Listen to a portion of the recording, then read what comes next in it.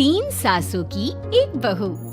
बलविंदर की पहली बीवी को बच्चा ना होने के कारण वो दूसरी शादी करता है, लेकिन जब दूसरी शादी से भी बच्चा नहीं होता तो वो तीसरी शादी करता है, और तीसरी शादी करने के बाद भी जब उसे संतान का सुख प्राप्त नहीं होता तो वो डॉक्टर को दिखाता है। और फिर बलविंदर जी, दोष आपकी बीवियों में नहीं, आप में है। आप में ही कुछ मेडिकल रीजंस की कमियां हैं जिनके कारण आप कभी भी किसी बच्चे के बाप नहीं बन सकते। अरे बाप रे, ये तो घोर समस्या हो गई। एक बच्चे का बाप बनने का मेरा सपना था और आज वही चूर चूर हो गया। तीन बीवियों में पहली बीवी इंद्राणी, दूसरी बीवी सुधा और तीसरी बीवी कलावती। मुझे एक माँ बनने का सौभाग्य प्राप्त करना है।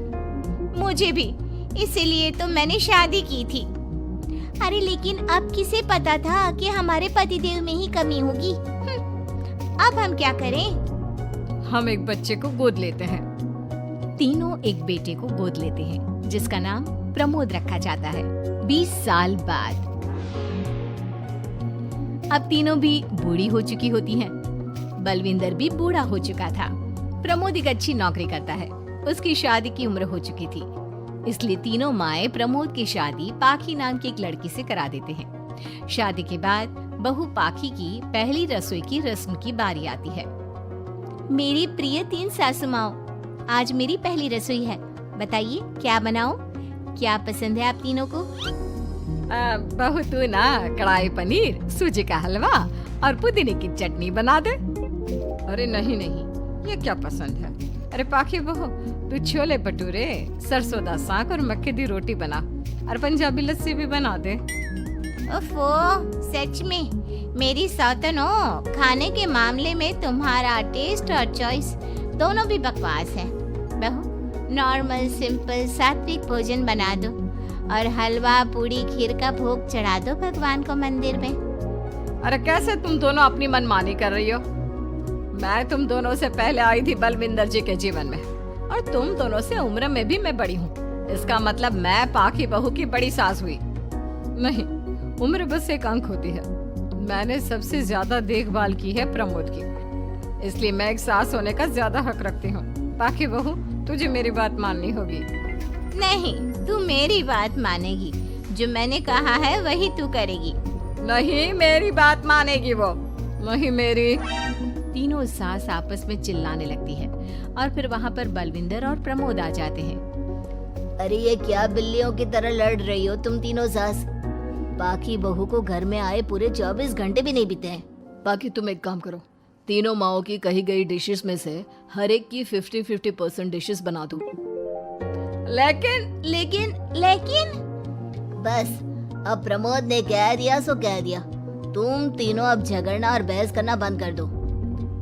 पाखी तीनों सासों की कही गई आधी आधी डिशेस बनाती है और इस तरह अपनी पहली रसोई की रस्म पूरी करती है, जिसके बाद उसकी तीनों सास उसे शगुन और नेक देती हैं। फिर एक दिन, अरे पाखी बहू, तुमने अपना सारा काम निपटा लिया है ना? तो जरा यहाँ आना।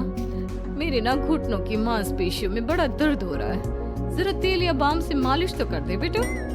तभी वहाँ पर इंद्राणी और कलावती भी आते हैं। पाखी बहू, चलो मेरे साथ बाजार। मुझे ना नई साड़ियाँ खरीदने हैं। तुम्हारी फैशन सेंस बहुत अच्छी है ना, इसलिए मैं चाहती हूँ कि तुम मेरे साथ चलो। अरे पर मैं यहाँ पे पहले आई, तुम्हारे साथ ही सही, लेकिन मेरी स्पीड सबसे तेज थी। पाखी बहू, मेरे कमरे की अलमारी और पर्दे साफ कर दो ना, बहुत धूल जम गई है। मुझे खांसी भी आ रही है। अरे ऐसे कैसे तुम दोनों मेरी बहू को अपने साथ ले जा सकती हो? सबसे पहले मैंने बहू को कहा है कि वो मेरे घुटनों की मालिश कर दे। अब जाओ, 1 घंटे के बाद अपनी ये फीकी शक्लें लेकर फिर से आना। सुधा मैडम, ज्यादा ना बोलो। पाखी बहू को तुम दोनों से ज्यादा नेक दिया है मैंने, इसलिए पाखी बहू तो मेरा ही काम करेगी। और वैसे भी ये सुशील सर्वगुण संपन्न बहू अपनी इस बेचारी बूढ़ी सास को खांसते हुए कैसे देख सकती है? क्यों पाखी बहू? हाँ, पर नहीं पाखी बहू, तुम इन दोनों की भावनाओं के जाल में मत फंसो। और रही बात शगुन और नेक की, तो रिश्तों को प्यार के भाव से तोला जाता है, ना कि पैसों के भाव से। मतलब कहीं के। ओ इंद्रानी, ज्यादा मत उछलो, पता है कौन कितना मतलबी है। ओफो, अब फिर से आप तीनों मत शुरू होइए। मैं आप तीनों के काम करूंगी, लेकिन बारी बारी। सबसे पहले सुधा सासू माँ का, फिर कलावती सासू माँ और फिर इंद्रानी सासू माँ का। इसके बाद तीनों सासू में फिर से लड़ाई और कहासुनी छिड़ जाती है। फिर एक दिन जब पाखी घर का किराने का सामान लेने बाहर निकल रही होती है कि तभी बहू, मुझे ना मेरा पुराना संदूक नहीं मिल रहा, तू आकर ढूंढ देगी क्या? अब ठीक है इंद्रानी सासू माँ।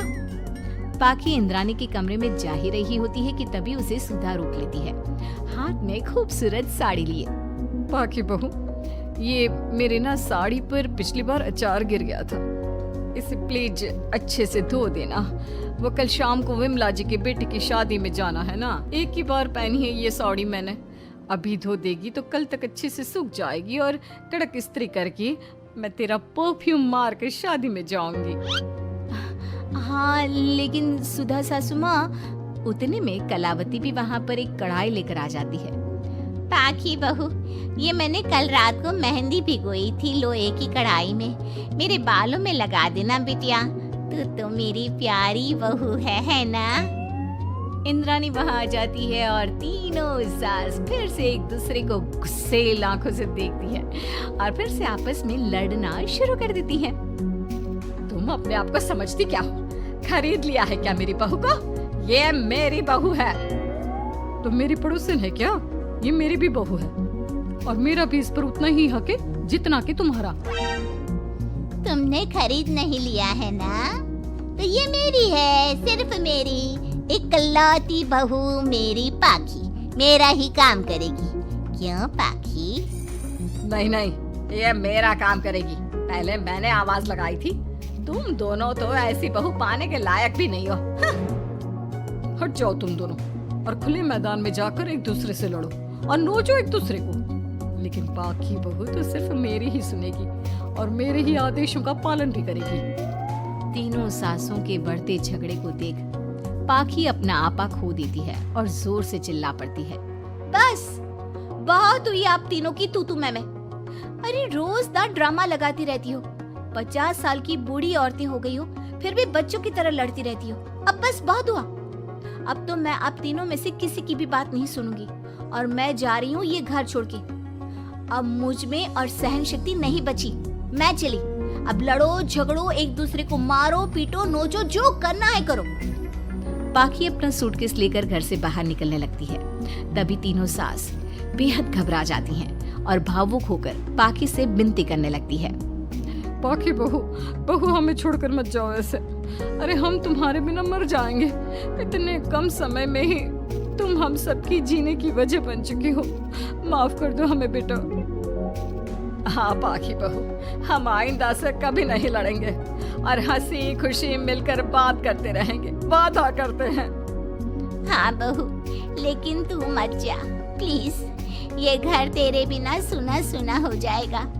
हम तीनों सासों की एक ही तो बहू है, लेकिन हम अपनी एक बहू को बेटी की तरह प्यार देंगे, उसके साथ सहेलियों की तरह रहेंगे। लड़ाई झगड़ा सब कुछ छोड़ देंगे बेटा, लेकिन तू छोड़ के मत जा। अपनी तीनों सासों को भावुक देखकर पाखी की भी आंखें भर आती है और वो उन तीनों को माफ कर देती है और उनके गले लग जाती है। इसके बाद तीनों सास अपनी एक बहू संग खुशी से मिलजुल कर रहती हैं और आपस में जरा भी लड़ाई झगड़े नहीं करती।